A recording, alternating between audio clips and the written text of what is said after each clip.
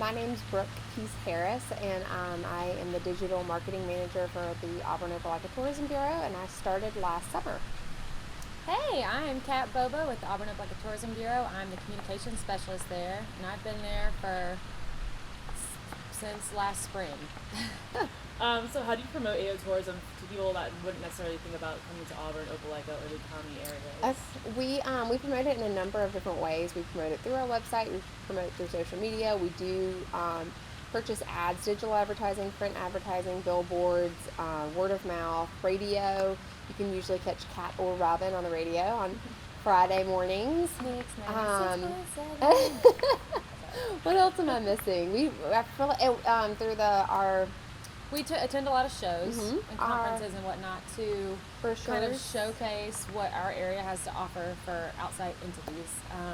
For example, I just attended a golf show to talk about Robert Trent Jones, Grand National, which is where we are right now. And it's just really great. A lot of people don't realize how close we are to Atlanta or to Birmingham or to Montgomery. And we really are a fantastic destination because of our location, plus the quality of what we're offering. And we promote that to families and football season and all of that. But we also, like she was saying, just attending a golf show. I think that the Tourism Bureau promotes the cities to a whole other audience that most people aren't thinking about or aware of, and that's conferences, golf shows, even Mountain biking, world summits, and There's tennis shows. and that brings in a lot of revenue for the city because they're buying hotel rooms, they're purchasing meals while they're here, they're shopping. So it's a big draw. What do you think is more effective when you're promoting AO tourism or other events or areas that you do promote? Is it social media you're getting more interaction from people, or is it the events that you're going to promote AO tourism? Oh, I feel like that's It depends. Yeah, I was gonna say it depends on the event. It depends on what we're promoting.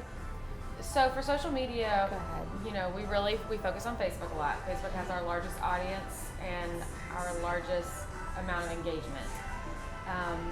Instagram and Twitter are growing faster than Facebook is, but we reach a lot of people over Facebook. I think in 2016 we had over 2 million users reached with our posts, and we post about once a day. That's on Facebook alone.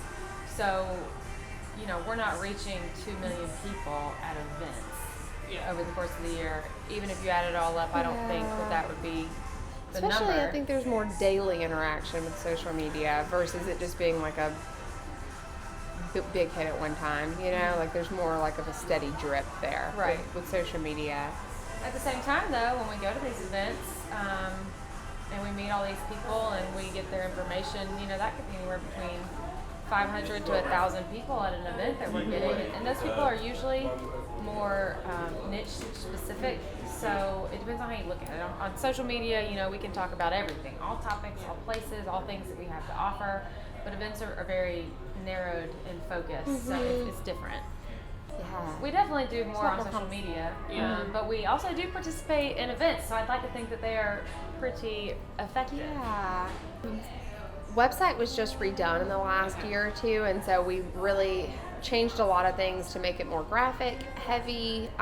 We cleaned it up a lot. We went back and looked at the analytics to see what pages people were looking at. Okay, so in addition to restructuring the layout of our website to make it be more aesthetically pleasing, and it's got a big focus on photography, we also have started to reorganize the way that our tabs work, our individual pages, to make it a little bit more user friendly. And I hate to say that word, but it really is so convenient. For example, we have a wedding options tab on our website now, and you can look at one column and kind of check these boxes for what you're searching for, whether it's a caterer or a photographer or a rehearsal dinner location or on-site accommodations, all sorts of options, and it'll filter through everywhere in the Auburn Opelika area with their listings, and it's really convenient. And as someone who lives in this town, and I have a social life, and I like to do things and plan things, and it's a really convenient feature, and it's fairly new. So we're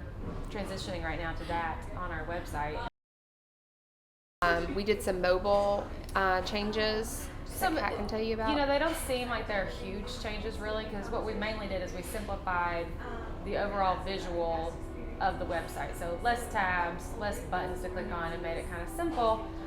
But when mobile comes into play, there's actually a lot of work behind that just to get it more simple. It's a whole other world of coding. So we're really proud of our new menu feature on our mobile version of the website. It's just simple and easy to use, and it you wouldn't even know the difference between being on the desktop and being on the mobile. They're so similar. Well, the app, the biggest two things on there is when you open it up, it says tours and experience. And the experience is really going to give you kind of a breakdown of information that's on our website, like events that are going on in the area, shops that you can visit, restaurants that you can visit, places you can stay. And then the tours are specific for people that live here or for people that are visiting. But if you wanted to take a tour of all the golf facilities in the area, there would be a tour for that where you literally click on it and there's like a map and you can follow it from here to A to B to C, like to follow it around. There's also a historic Opelika tour so that you can go through and experience Opelika and hit all the shops, and it actually has little information pieces that pop up and tell you about that house or that area or historic location. There's a coffee and desserts tour that you can take. Yeah, Oh, it's delicious. It's pretty cool, especially like I said, it's for if you're from here, but specifically if you're visiting the area and you're looking for some fun things to do.